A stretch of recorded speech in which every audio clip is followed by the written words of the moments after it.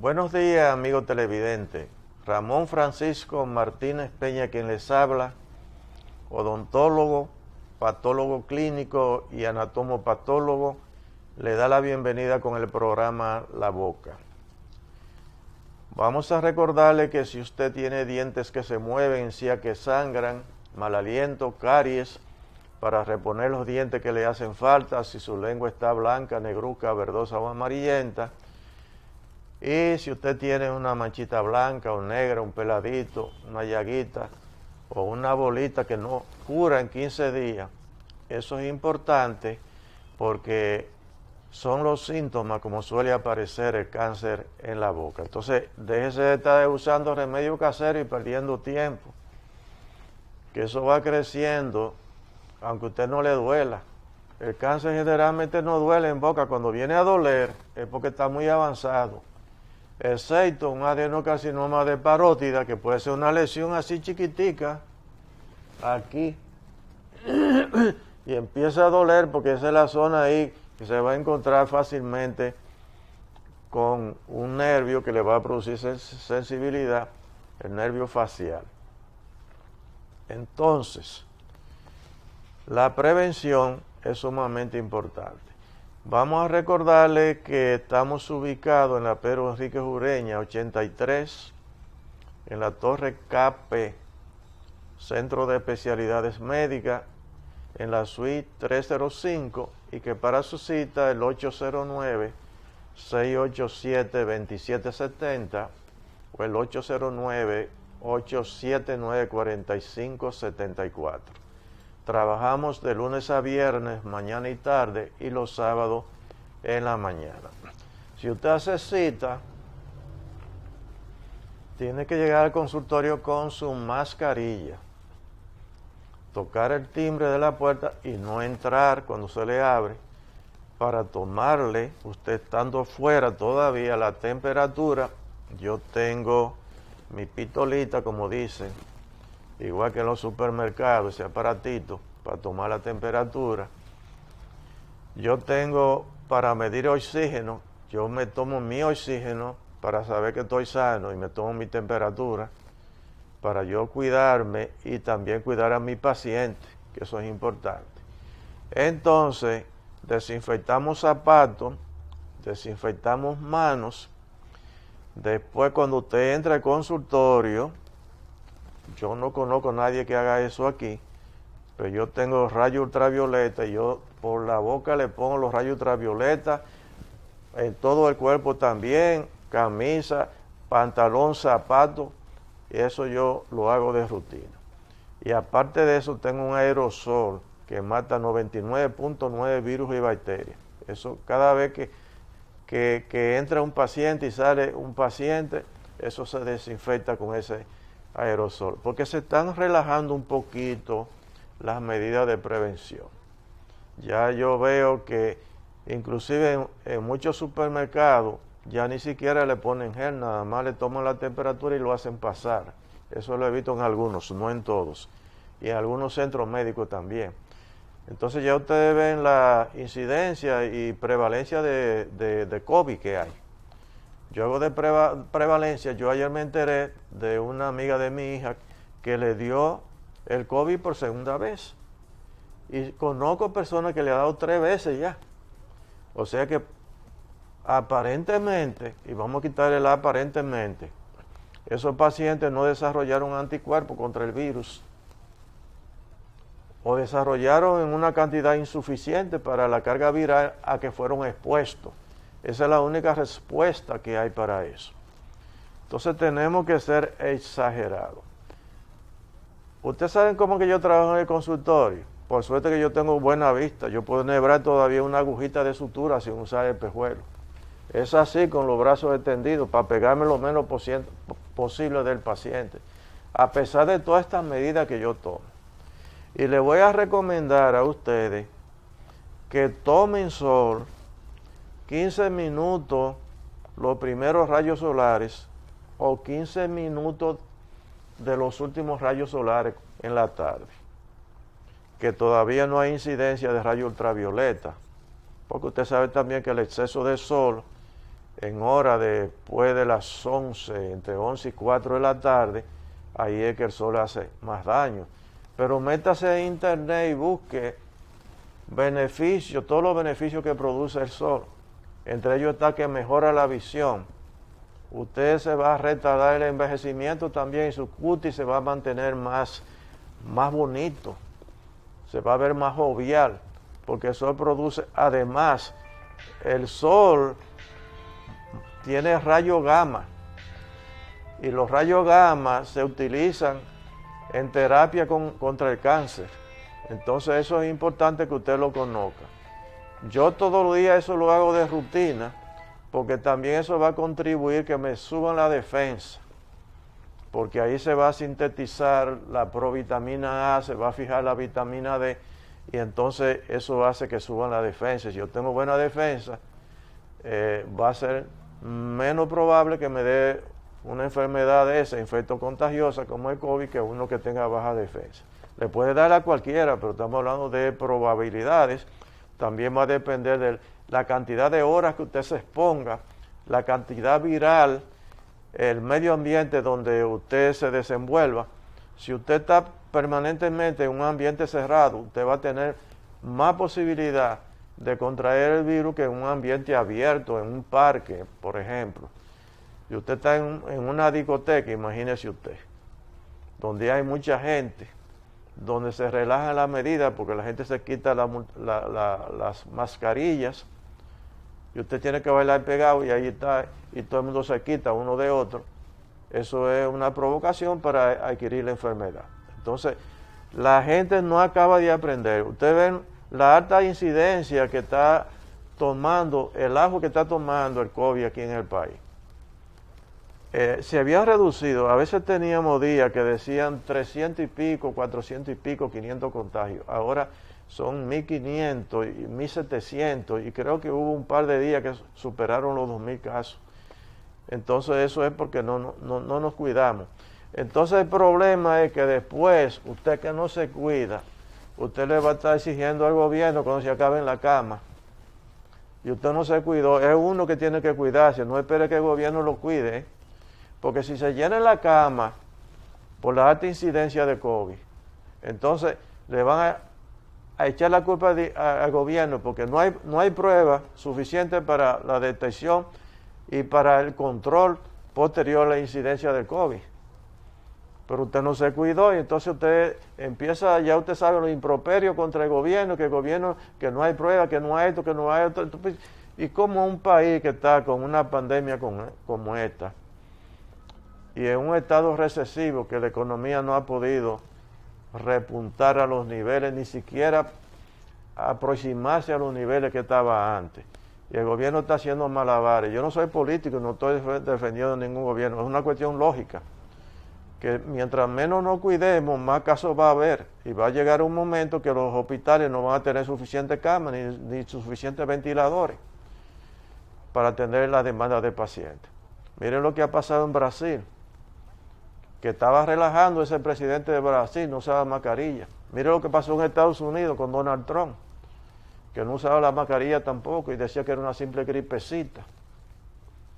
Miren lo que ha pasado con México, el presidente de México ahora tiene COVID y estaba relajando con el COVID. Ahí no tiene COVID. Bolsonaro, el bolsón ese, ¿cómo que se llama? Ese también le dio el COVID y estaba relajando también con el COVID. Y así, entonces, cuando un presidente de la República, que debe ser un orientador a la población, empieza a hablar todas esas mentiras y la población se lo cree y empieza a no hacerle caso a las recomendaciones de la Organización Mundial de Salud, ahí tenemos esos países, que son los que más casos tienen. Estados Unidos a la vanguardia, con una casuística altísima. Brasil también, México también, y así por el estilo. Vamos a seguir hablando de las manifestaciones en boca del VIH, del síndrome de inmunodeficiencia adquirida, SIDA. No es que el SIDA la produce, es que el SIDA debilita tanto el organismo que predispone al organismo a sufrir esta enfermedad, pero esas enfermedades que seguimos mostrando que aparecen en la boca existían desde antes del SIDA. No lo quiero alarmar porque ustedes vean una enfermedad de esta y digan, yo tengo SIDA. Puede que tenga, puede que no tenga. Pero lo que le quiero decir y dejar claro es que las lesiones se hacen más graves, más grandes, más extensivas, más crónica en su evolución y más difícil de controlar en el paciente que tiene SIDA con relación al que no lo tiene. Veamos esta imagen que tenemos aquí. Infección por VIH. Es una leucoplasia vellosa que es precancerosa. Pero si yo hago una biopsia en esta zona, que es la que se ve más intensamente blanquecina, puede estar el cáncer ahí.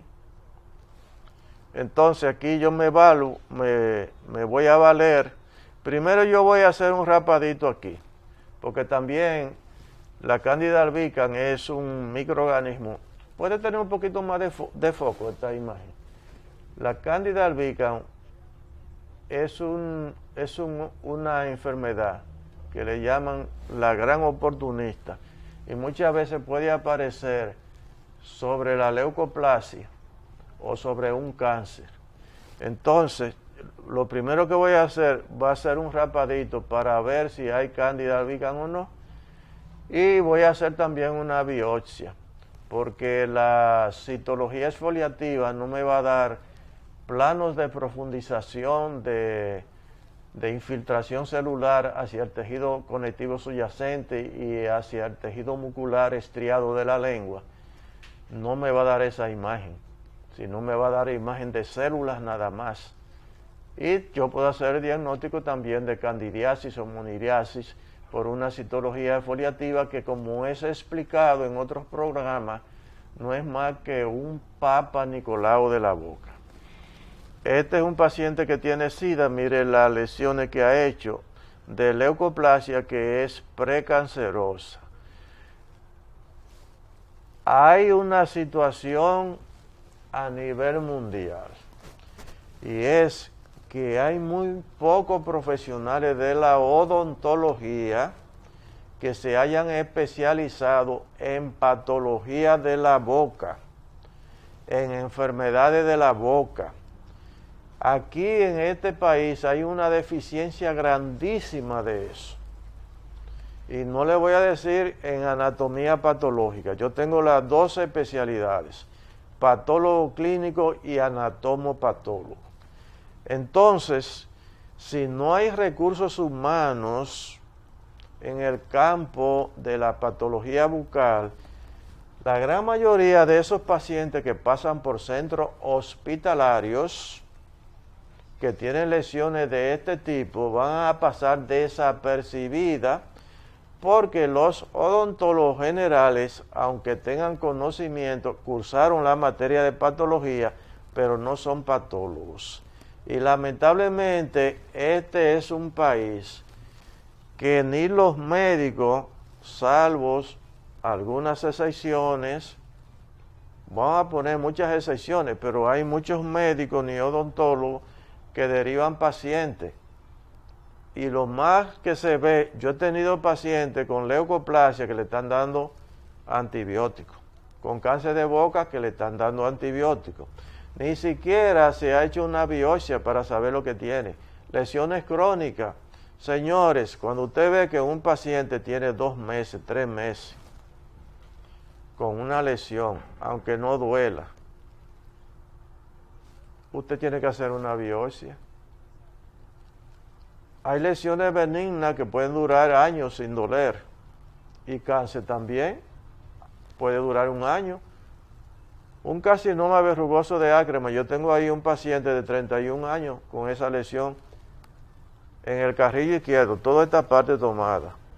Él dice que hace 2 meses que se lo notó. Pero ese cáncer es un cáncer que tiene un pronóstico bueno, se llama carcinoma verrugoso de Ackermann. Él parece como si se formara mucha verruga. Casi no invade, es muy poco invasivo. y que produzca metástasis regional, eso es rarísimo. Pero si usted lo deja crecer, se convierte en una lesión muy mutilante, muy destructiva a nivel local, le puede llevar medio lado de la cara. Si tiene un carcinoma verrugoso de Ackermann, que también se conoce con el nombre de papilomatosis florida, y le puede llevar el lado de una cara si tiene 10 o 15 años. Porque el problema es que la gente se descuida mucho con los problemas de la boca. Haga una encuesta a ver de miles de personas, no importa en qué país. Usted va a darse cuenta que la gente va más frecuentemente por un callo que le está molestando cuando está usando calzado que por un problema en la boca, ¿no es verdad? Va más fácil por un callo. Yo hace muchos años que escribí el único libro que se ha escrito en el país de cáncer de boca. Y ahí yo tengo la foto de una enfermera que ejercía en Puerto Rico. Cuando llegó a mi consulta, tenía un cáncer que era inoperable ya, de lengua, de tan invasivo. Eso no se parecía ya a una lengua. Y yo le pregunto, pero ¿por qué te dejaste poner en ese estado? Y usted sabe la respuesta, que yo tenía miedo que me dijeran que era algo malo. Pero es mejor que te digan que tú tienes algo malo a tiempo y que te pueda curar, y no que tú dejas pasar tiempo, y entonces ya se sabe que es inoperable porque te va a quedar como un monstruo, porque habrá que sacar la lengua entera y parte del piso de la boca y parte del hueso maxilar y te queda con una atrofia. Es como si te quedara medio lado de la cara nada más y va a quedar inhabilitada socialmente y te van a tener que dar quimioterapia y te van a tener que dar radioterapia y te va a morir igual. Pero si usted toma un cáncer a tiempo, usted lo puede solucionar. Yo tengo un paciente que es odontólogo y lo operé de cáncer de lengua. Eso tiene 30 años y está vivito y coleando. Me lo encuentro ahí en el Club Naclo, ahí cada rato. Porque se hizo lo que se tenía que hacer. Y eso, que a ese colega ya le habían hecho un puente, una prótesis fija ahí de ese lado. Y yo sospecho que esa lesión estaba ahí, quizás desde antes de ese trabajo que le hicieron. Y él me dice que se notó una cosita rara en la lengua, se miró en un espejito que tenía en el consultorio, entonces me llamó y hizo la cita. Eso tiene más de 30 años operado y el paciente está bien. Usted ni se da cuenta que está operado, porque habla perfectamente bien.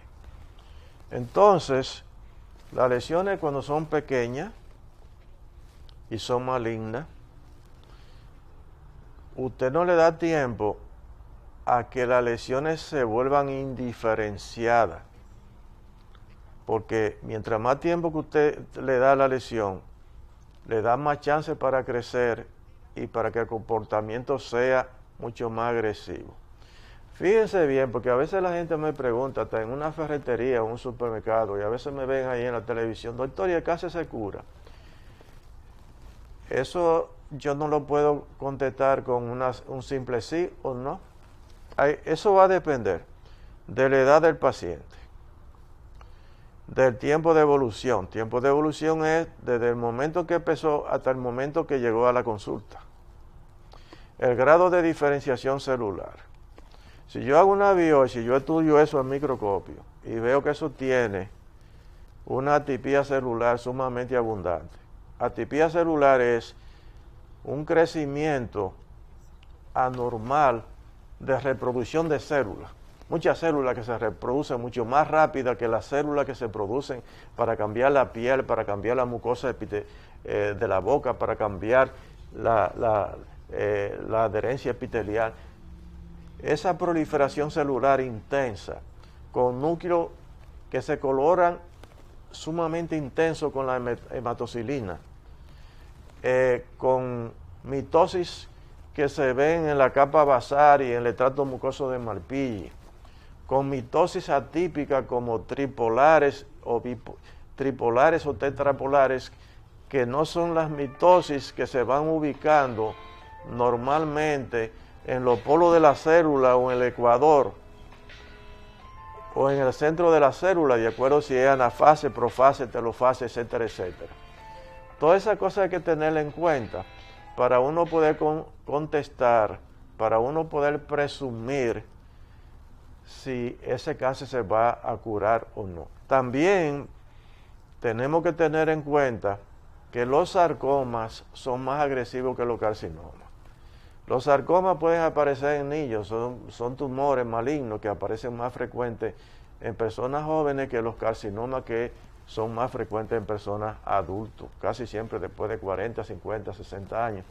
Una leucemia es más frecuente que le dé a un niño que a un adulto. Entonces, un sarcoma de Ewing uno lo ve en niños. He tenido pacientes con sarcoma de Ewing a los 12 años. Entonces, un sarcoma de Kaposi, eso nada más se veía en África, ahora se ve en República Dominicana.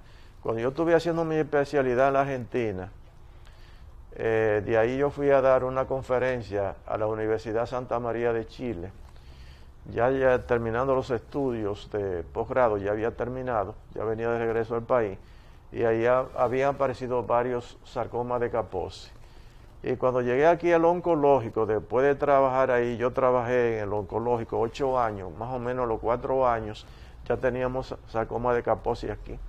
Entonces esas son cosas que hay que conocerlas y hay que estar al día con la literatura internacional también, porque a veces nosotros tenemos enfermedades que no son típicas de este país y puede aparecer un paciente con una enfermedad de esa, inclusive algunas micosis, que se ven en Brasil, que se ven en Estados Unidos, que aquí no se ven, y entonces yo está desubicado, porque no se ven aquí, yo no me he preocupado de conocer el patrón clínico de esa enfermedad, el comportamiento, la evolución y la imagen histopatológica que produce. Entonces, paciente que está aquí con esta lesión tiene SIDA, miren toda la lengua como la tiene también con SIDA. Y vamos a pasar aquí para que ustedes vean este paciente que muchas veces se confunden los diagnósticos. Se confunden los diagnósticos. Este paciente tiene las encías muy rojizas, una encía eritematosa con un eritema lineal, pero aparte tenemos las papilas afectadas. Aquí tenemos la encía papilar, por aquí tenemos la encía insertada también, es decir, toda la zona rojiza, el margen gingival también rojizo, hiperplásico o agrandado, y es una encía flácida completamente. Esto no es un cáncer, pero esto es ya, tenemos que hacer un sondaje para ver si hay bolsa periodontal y tenemos que tener radiografía para entonces poder decir, para entonces poder diagnosticar si esto se trata de una gingivitis marginal simple, si esto es una periodontitis marginal simple o si es una periodontitis marginal combinada. Porque aquí la gente ya se ha familiarizado con el término gingivitis y le llaman gingivitis a cualquier cosa. Hasta lo que venden medicamentos en la farmacia. Te sangran las encías, es una gingivitis que usted tiene.